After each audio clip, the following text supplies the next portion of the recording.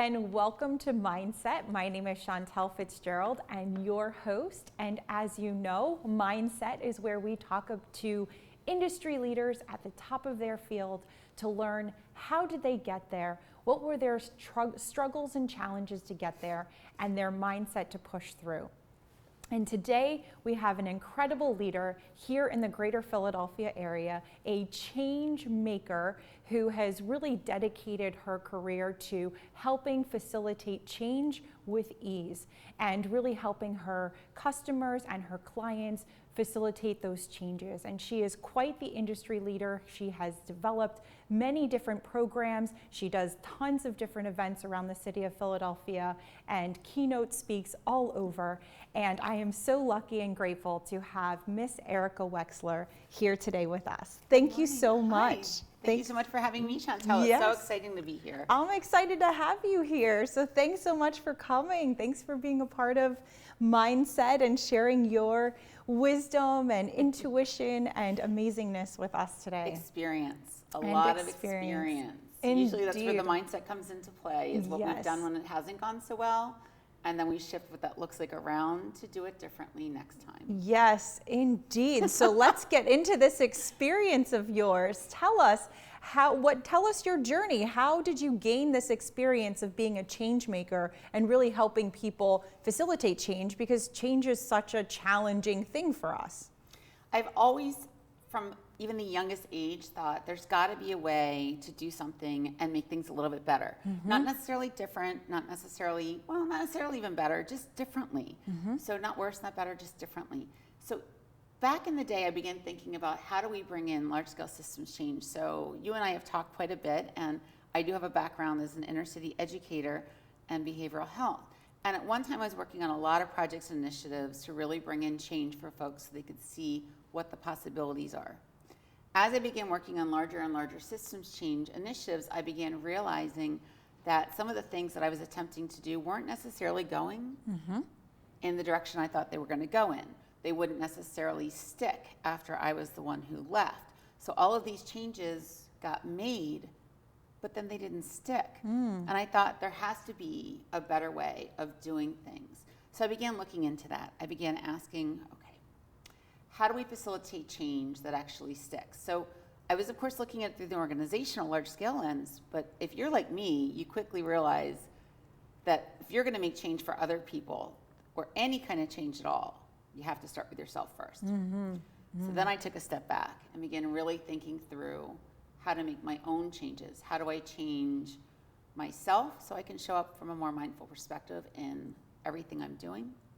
How can I help take a more mindful approach to facilitating activities or strategic planning initiatives, or bringing stakeholders together to work on some kind of systems change, and do that from a more mindful, grounded approach, so that when I leave, the people who need the tools, who need the strategies, who need the change, or who will be responsible for implementing the change and doing something with it, are the ones who actually are left with that energy to do so. I'm asking a lot of questions. Yeah, so basically you saw that change is necessary and change is always needed, but it doesn't always stick. And in order to actually see change stick, you actually had to change. Yes. So when you talk about having to change, what did you have to change about yourself to help make change stick? There were a couple of things. There's a story that's coming to mind based on that question. I was visiting some colleagues in Boston, and we were having a conversation about a training initiative I was running around helping people improve communication. Communication with themselves, communication with each other, communication with the organization, communication with their clients. And she said, what are some of the strategies you use? So I said, okay. I would start talking about my strategies, right? So I've got the strategies around effective communication, the bonus 6 hats, savvy. I mean, all these things I started talking about, this and this and this and this and this. I'm just prattling them off. And a little later, we got together and we were still talking a little bit. And she said, what are some other things you do outside of your time? And I began talking about my dance practice and my moving and how we really got together and how I facilitated a lot of change for myself and for leadership through this movement and through dance and through getting grounded and figuring out how to reconcile everything. And she was like, I wouldn't believe it if I hadn't seen it, but you're two different people. when I asked you the question about the tools and strategies you use in facilitating trainings and communication, it was like I was talking from here, from my head. And when I began thinking through what I actually did with my own personal facilitation, what gives me joy and brings up my sparks and gets me to do the deeper work, I got really passionate. And I don't know if you're like me, but so many times we go into a workplace environment and we think we have to be a different person. We have to put this professional lens on. We need to respond calmly all the time. We need to really be clear and prove that we're smart and know that we're doing and really show up with things in a different way. And then in our personal lives, we show up however we would prefer to be, or in a different way, where it might be a little warmer or a little bit more fun. And what I realized was that if I was really going to help continue to facilitate large-scale changes, facilitating meetings, facilitating trainings, facilitating idealized design sessions, I needed to show up fully as myself. What people were connecting to with me was me. So that really helped me really take a very different approach to facilitation, to trainings. And one of the things that I love to get to do now more than anything is to help the people within organizations really tap into their strengths and who they are. Not just those concrete skills that make us who we are, or that we've gone to school for, or that are part of our day-to-day job descriptions, like being really good at math. That's important. But the characteristics that make us who we are, that are a combination of what we've experienced and what we know, as well as who we actually show up as. So at the end of the day, we can respect ourselves. We can really engage with other people from a more authentic mindset and grounding foundation. And that to me was so critically important.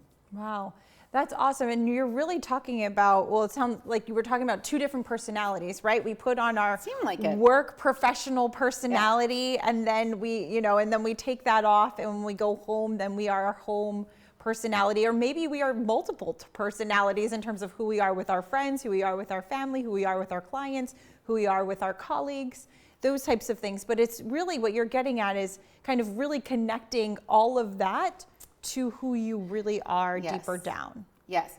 And I don't even know that we realize sometimes that we are showing up as different people. And if we do, we're not always sure how do we reconcile that, and we don't necessarily trust that when we show up fully as ourselves. I mean, the candid truth is, at that point, we find out if the place where we're working is the right culture for us. We find out if the relationships we have and the people we're working with know how to accept that, and if it is the right fit for us. So there is always the need and importance of recognizing that when we do engage with other people from a place of who we are, and we're showing up as our truth, whether it's in the workplace or otherwise, we then need to accept other people's ability to accept that or not, and then that sometimes leads to us having to facilitate a change. Ooh, so there's a couple of things I want to dig into there, actually. First off, and maybe this is a bigger question, but how does one connect deeper to oneself? And then how do you facilitate that change once you do? So a couple of strategies that I would suggest people try that actually worked really well for me would be to start with a list of who you are and jot down everything about who you are, and not worrying about whether or not other people would agree with that or not, not worrying about who you are in the times when maybe things aren't going so well, and that lazy Susan of our personality flips around, and we realize that the situation, the environment, or a person triggers something that makes us a non-preferred version of ourselves, taking that self-judgment off and making a list of the characteristics that tell us who you are. Make a list of your own characteristics of who you are in your best light. The version of you who you like to spend the most time around. Because when we think about it, there's so many times when we're around someone and we think about, I really like that person because of who they are. And I really like working in this company because the company does this, or it gives back to the community, or it provides an environment where I have opportunities to grow, or it allows me to make mistakes and then own them and talk about what I'm going to do differently. Or I just have the most amazing supervisor who knows how to support me and tells me how to support him or her. Making that list and writing it down will often give you a really good insight into who you are, so that when those situations come and get triggered, you can catch yourself sooner, flip it around, and figure out what environments, what strategies, what people you need to help around you to help you spin it around faster so that you can show back up with a version of you that you like, especially during times of change. A lot of times the changes we implement are ours, but a lot of times the changes that we are faced with these days are not ours. And the world is moving so fast. I mean, think about technology is changing and processes are changing. And we've got, 4 generations in one organization at this point, and people are bumping into each other, and changes are just happening all the time. And it's not really possible to keep up with it all the time, but if we can maintain who we are and identify even the top 3 characteristics that guide who we are all the time, we can make sure that if we catch ourselves not being true to that part of us, we can switch it sooner. We're never going to be perfect. And if we take that pressure off, it's very helpful. Right. Yeah, I love that. So really it's about creating a list of who you are. So if I were to think just for myself as an example, I feel like I am kind, I'm compassionate, I'm empathetic, I am courageous, I am persevering through things. So is that a good list? When you're talking about creating a list, is that a list that you're looking at? And then when I take that list and then I go out into the world and experience the world, and it kind of gets me off, because changes are always happening, whether it's working with different clients or different colleagues and things like that. New technology, that's a huge stressor. Yes, exactly. So to put into example of what you're saying is when I am out in the real world and I feel like I'm getting off my, balance with you, if you will, with those things, it's realizing that and then going back to, wait, this is who I am. I am kind, I am courageous, I persevere, those types of things. I have patience with people. I'm really amazing at stretching time. I show up with myself because I know my worth. There are just things that you can really tap into with those characteristics that really are the pieces of you that you respect the most. I'm really good at taking really complicated ideas and pulling themes out of them and then communicating those themes clearly to someone else so that they understand what they're supposed to do with it. Those are things that aren't necessarily taught, but they are also examples of things that help you. They're what I consider your workplace success factors. So thinking about what it is you do helps you also become the person that you want to be known for. What do you want people coming to you for? So you can then communicate that consistently. And it also helps you, if you know what your strengths are, another reason why that's really important is that you can also identify where you need support. And this is the piece that we often, to take Brene Brown's vulnerability piece. I love her. To talk about what that looks like in a workplace or in an organization, to be able to say to your supervisor, to a company that you are interviewing with, to a company where you're trying to figure out what your next role is going to be, if you're negotiating for a promotion, whatever it might be. These are my strengths. This is how I can tie the strengths to the culture, to the company, to the business goals, to what we're doing as an organization. But this is where I need support, and this is how to support me.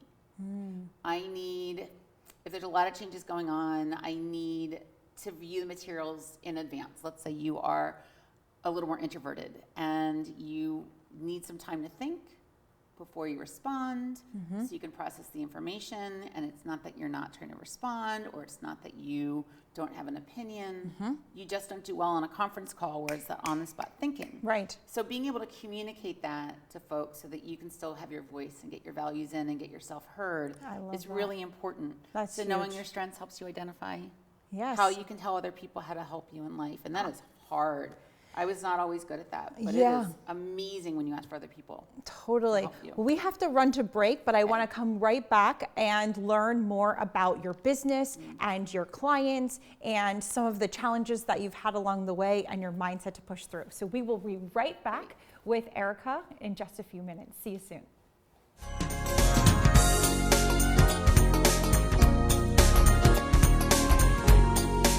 That you'll be sharing with everyone you know while increasing your personal and company's brand awareness.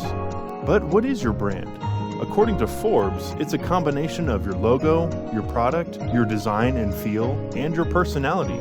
Did you know that aside from being a guest, we offer even more opportunity to boost your brand? Adding your company logo and website on screen during your interview will allow viewers to recognize your brand instantly. Incorporating images and video clips is another great way to showcase your product during your live segment. Let viewers see how good you really are. And most importantly, there's you and your interview. For less than the cost of a newspaper, direct mail, or a magazine ad, you can leave our studio and within 48 hours have a permanent digital copy of your live segment to link to your social media, embed into your company website, or use in email marketing. Investing in your brand is so very important, and we can't wait to have you as a guest. Shelter dogs aren't broken. They've simply experienced more life. If they were human, we would call them wise. They would be the ones with tales to tell and stories to write, the ones dealt a bad hand who responded with courage. Do not pity a shelter dog. Adopt one.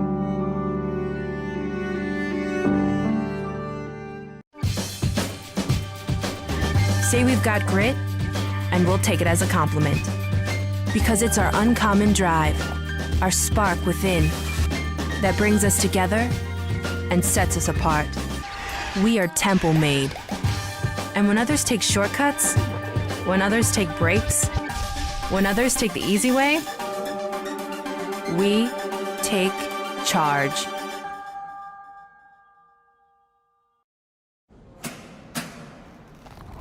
I work 13 hours a day, 6 days a week. So when I'm off the clock, I gotta get stuff done. So when I need a snack, I need something healthy, tasty, and easy to eat. Like wonderful pistachios without the shells. They're protein-powered, delicious, and great on the go. And that's perfect for me. Thanks, Liz. A woman without a lot of time. Whether you're a gourmet cook or just want to eat like one, visit Rostelli Market Fresh, your home for the freshest, locally sourced ingredients to please everyone who loves great food. Our organic meats, quality seafood, and free-range poultry are cut fresh to order. Chefs create culinary-inspired prep foods made fresh every day, which pair nicely with our vast selection of fine wines and spirits. Choose from handmade pastas, artisan cheeses, organic produce, and grocery items, all from the finest purveyors. Rostelli Market Fresh, from our family to yours. RVN TV is a platform for people of any industry to share their story. Over 285,000 viewers are tuning in to RVN TV shows monthly. We guarantee a great experience that you'll be sharing with everyone you know while increasing your personal and company's brand awareness. But what is your brand? According to Forbes, it's a combination of your logo, your product, your design and feel, and your personality. Did you know that aside from being a guest, we offer even more opportunity to boost your brand? Adding your company logo and website on screen during your interview will allow viewers to recognize your brand instantly. Incorporating images and video clips is another great way to showcase your product during your live segment. Let viewers see how good you really are.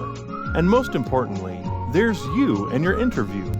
For less than the cost of a newspaper, direct mail, or a magazine ad, you can leave our studio and within 48 hours have a permanent digital copy of your live segment to link to your social media, embed into your company website, or use in email marketing.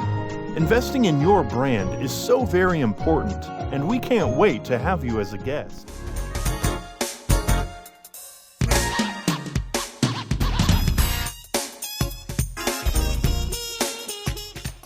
Hello and welcome back. Thanks for joining us here on Mindset. We are with Erica Wexler, and she is the founder and CEO of Erica Wexler Transforms.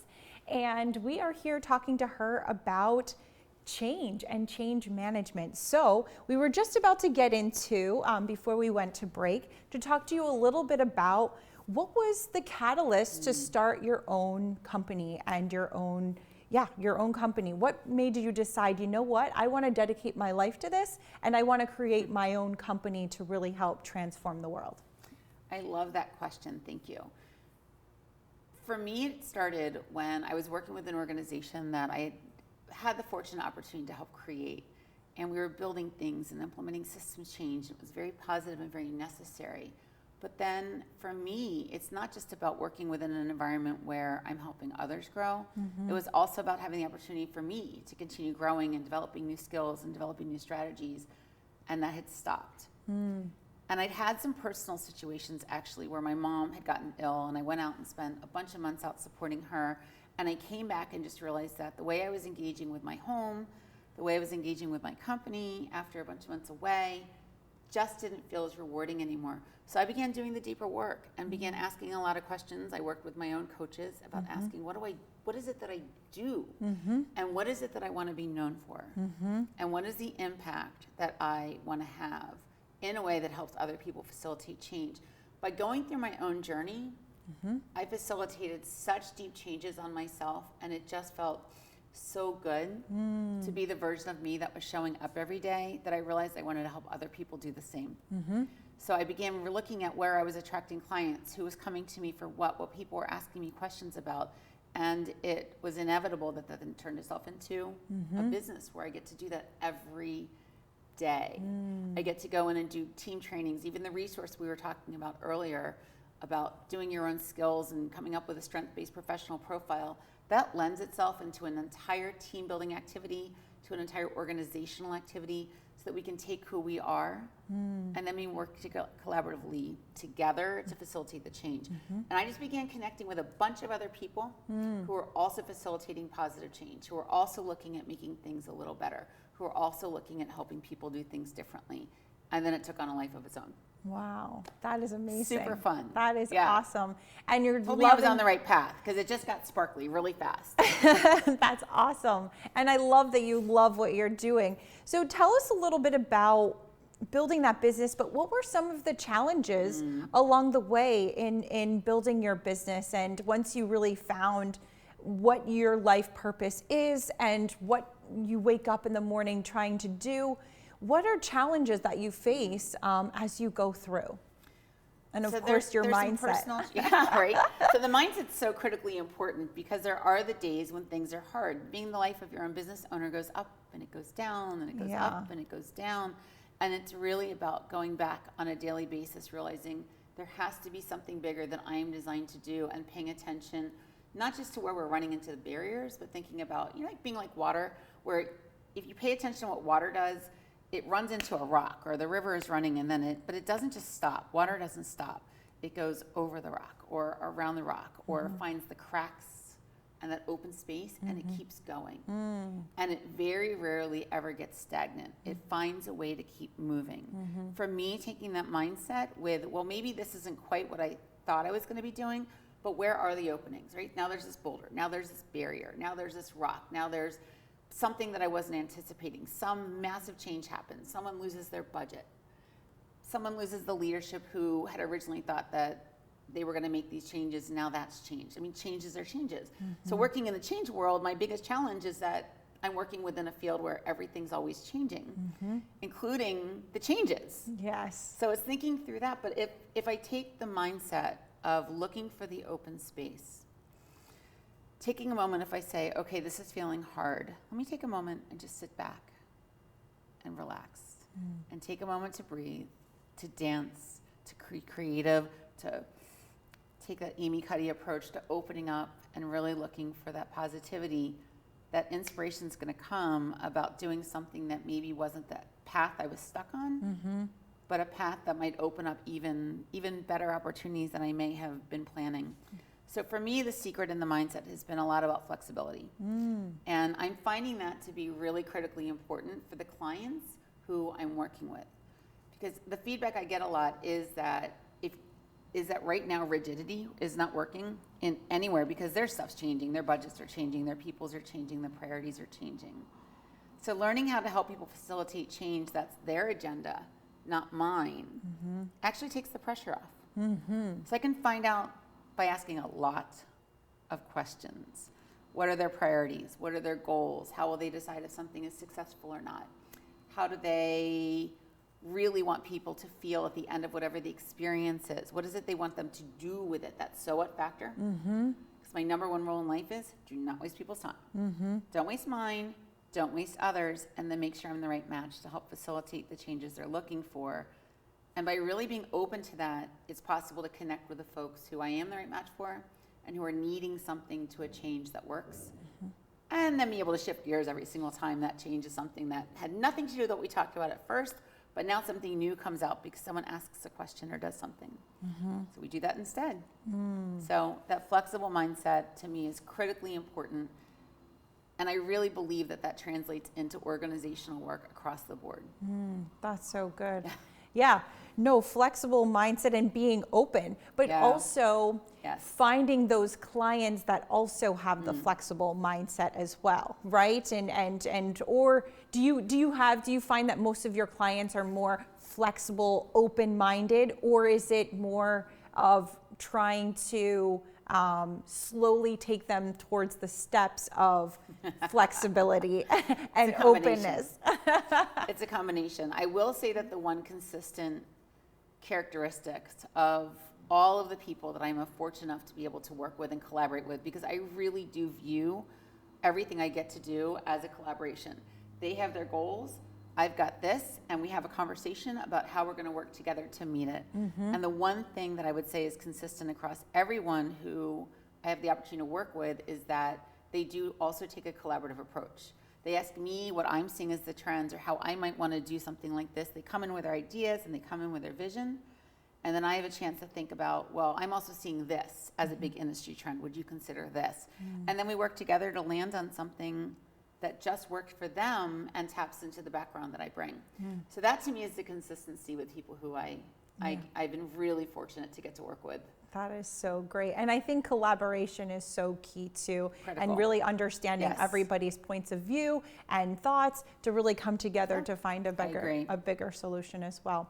So we have to wrap up, but before we do, I know these shows go by so fast. I feel like we need an hour to really get there. Or but a day. Yeah. This is such a rich topic. This is so fun to dig into. Totally. And I love this stuff. I mean, this is totally up my alley, change management, taking, a break and a space and a pause to before we react and all of that and being flexible. Fantastic. And I love that analogy of water too, about just keep going and flowing. But anyway, so tell us a little bit more about how can people get in contact with you, and maybe some tips that you wanted to share. I mean, you've already shared a couple already, but just tell our audience how we can connect with you. To start with, my very last tip would be just be true to who you are, figure out who that is, show your truth, and then just accept the truth of others. Whether that is the organizational truth, the organizational culture, the individual truth, your team, the relationships across the board, live your truth. And when people tell you who they are, as Maya Angelou will say, accept it the first time. Yes. My last tip for today on Love that. I will share that I do have another strategy that I have found to be really helpful. I have done this with audiences, I've done this in trainings, I've done this one-on-one with my coaching clients, and I actually use this strategy myself as well. And it is about how to even decide whether or not you need to make a change in the first place. Sometimes we have these shoulds, where we're like, I have to make this change. I should. This strategy helps to remove those self-shoulds and really help you think through from a very embodied, mindful way about really objectively deciding if you really do need to make a change or not. So at that point, you can sit with it and then take action. I love that. And take the pressure off a little bit. Yeah. So that's the strategy I have. So I have with you today, I believe she's going to pop up the idea, have it on the screen, a free resource that we'll be sharing with your audience, that anybody who's interested in popping on it can just crop to this. There it is. Yep. Just pop on over to bit.ly Embodied Leadership Guide. You'll be signing up for a mailing list as well. And as I told you before, staying connected is so critically important. Sharing resources, sharing opportunities, sharing ways to give back, whatever that might look like, and getting connected to other folks who love having these conversations. So by popping in there, sign up, you get to stay connected with me, and you get a free how-to guide on making a decision about whether or not a change is needed. Ooh, so good. Oh my gosh. Thank you, Erica, so much Thank you for having this. me today. Super Yes. fun. Yes, we could all use your tips and tricks, especially when change occurs, because as we talked about, change is always happening, and especially when we're trying to make an important decision. So definitely go to Erica's website, get those tips, sign up for her newsletter for more information. And thank you all so much for joining us here on Mindset. And we look forward to seeing you again here soon on Mondays at 2 o'clock. See you soon.